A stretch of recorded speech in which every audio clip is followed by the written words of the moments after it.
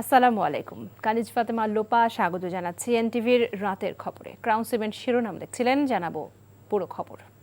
মধ্যপ্রাচ্যে যুদ্ধের কারণে জ্বালানি তেল সংকটের আশঙ্কা ও দাম বাড়ার গুজবে রাজধানী ঢাকাসহ দেশের বিভিন্ন স্থানে পেট্রোল পাম্পগুলোতে আজও দীর্ঘ লাইন। রাজধানীর বিভিন্ন ফিলিং স্টেশনে দেখা গেছে মোটরসাইকেল ও প্রাইভেট কারের দীর্ঘ সারি।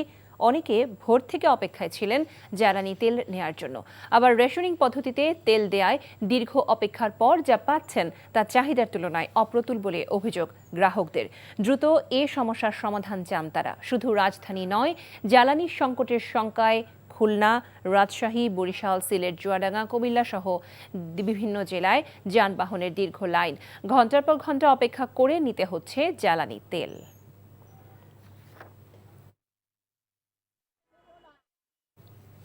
জ্বালানি গ্যাস বা ভোজ্য তেল কোনোটারই সংকট এই মুহূর্তে নেই বলে জানিয়েছেন বাণিজ্যমন্ত্রী খন্দকার আব্দুল মুক্তাদির। আমদানিকারক ও রিফাইনারি মালিকদের সঙ্গে সচিবালয়ে এক বৈঠক শেষে তিনি এই কথা জানান। মন্ত্রী বলেন, বাজারে পর্যাপ্ত ভোজ্য তেল সরবরাহ আছে, অসাধু ব্যবসায়ীরা সুযোগ নিতে পারে। উল্লেখ করে আতঙ্কিত হয়ে বেশি বেশি ভোজ্য তেল কেনার প্রতিযোগিতা থেকে বিরত থাকার আহ্বান জানান বাণিজ্যমন্ত্রী। ভোক্তা অধিকারের মনিটরিং ও বাজার তদারকি চলছে, তা আরও জোরদার হবে। তেলের দাম বাড়বে না বলে আশ্বস্ত করেন মন্ত্রী। দুর্নীতি দুঃশাসন দূর করতে না পারলে অতীতে যা ঘটেছে তার চেয়েও ভয়ঙ্কর পরিণতি ভোগ করতে হবে সরকারকে, এমন মন্তব্য করেছেন বিরোধী দলীয় নেতা ও জামাত ইসলামের আমির ডাক্তার শফিকুর রহমান। তিনি বলেন, সংসদে জনগণের বিরুদ্ধে যায় এমন কোনো প্রস্তাবে তাদের দলের সমর্থন থাকবে না। রাজধানীর মালিবাগে জাগপা আয়োজিত ইফতার মাহফিলে এসব কথা বলেন জামায়াত আমির নাজিবুর রহমানের রিপোর্ট। 11 দলীয় জোটসঙ্গী জাগপার ইফতার মাহফিলে বিরোধী দলীয় নেতা ডাক্তার শফিকুর রহমান ছিলেন প্রধান অতিথি। বলেন, সংসদে জনগণের পক্ষে কথা বলবে তার দল, প্রয়োজনে প্রতিবাদ অব্যাহত থাকবে বলেও জানান তিনি। আমরা একটা স্থায়ী সমাধান চাই। এই স্থায়ী সমাধানের লক্ষ্যে ফ্যাসিবাদ, দুর্নীতিবাদ এবং চাঁদাবাজদের বিরুদ্ধে আমাদের লড়াই অব্যাহত থাকবে ইনশাআল্লাহ। সংসদের ভিতরে জনগণের অধিকারের পক্ষে কথা বলবো। যদি সেই দাবি মেনে নেওয়া হয়, সাধুবাদ জানাবো। জনগণের অধিকার বাস্তবায়নে সরকার কোনো উদ্যোগ নিলে শুধু সমর্থন নয়, সহযোগিতা করব। আবার জনগণের কোনো অধিকারকে নূতন করে হত্যা করতে গেলে তীব্র প্রতিবাদ জানাবো। প্রতিবাদে কাজ হলে আলহামদুলিল্লাহ, না হলে প্রতিরোধ। আমরা থামবো না ইনশাআল্লাহ। এবারের নির্বাচনে ভোটের অধিকার লঙ্ঘিত হয়েছে বলেও মন্তব্য করেন জামায়াত আমির। এদিকে খুলনায় এক অনুষ্ঠানে মিয়া গোলাম পারোয়ার আবারও ইলেকশন ইঞ্জিনিয়ারিং এর অভিযোগ তোলেন। নির্বাচনের আগে আমরা বড় গলায় বলেছি, আমরা কোনো দলের বিজয় চাই না। আমার দলের নাম ধরেই বলেছিলাম যে এই দলের বিজয় চাই। আমরা চাই 18 কোটি মানুষের বিজয়। ওই বিজয় অর্জিত হয়নি, ভোটের অধিকার লঙ্ঘিত হয়েছে। সবকিছু এখন স্পষ্ট দিবালোকে এসে গেছে, তার সাক্ষীও পাওয়া যাচ্ছে।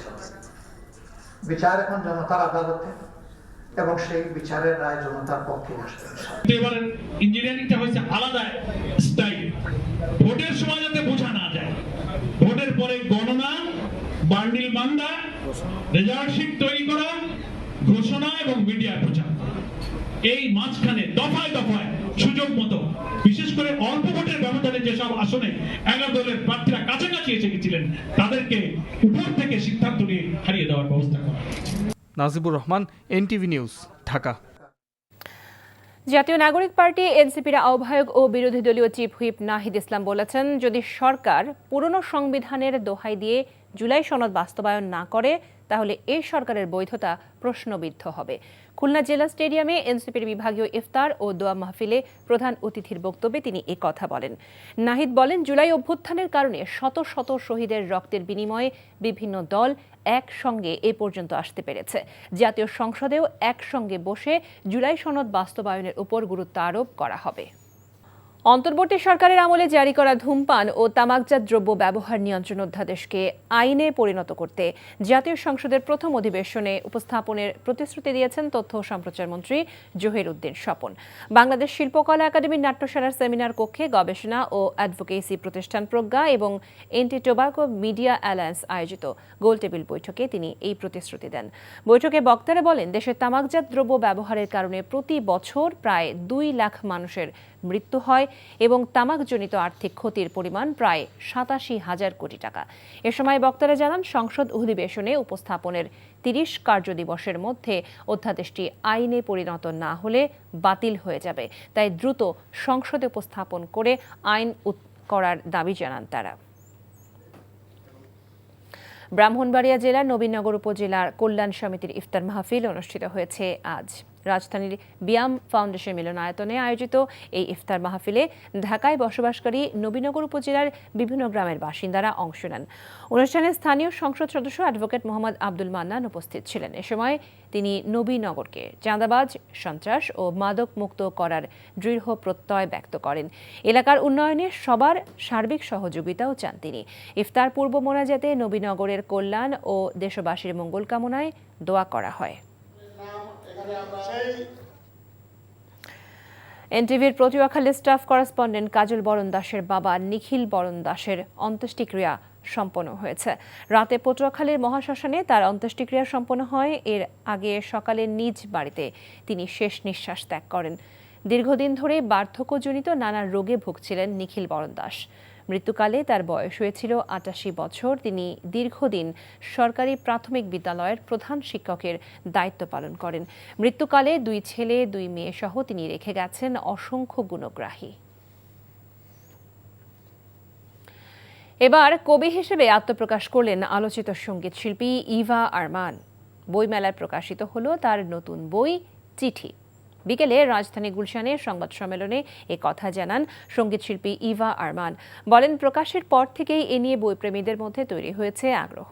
এবারের বইমেলায় অন্য প্রকাশনের স্টলে পাওয়া যাচ্ছে বইটি। তিনি জানান, ৪৮টি কবিতা নিয়ে সাজানো বইতে উঠে এসেছে মানুষের ভেতরের অপ্রকাশিত অনুভূতি। প্রতিটি কবিতা যেন এক একটি চিঠি।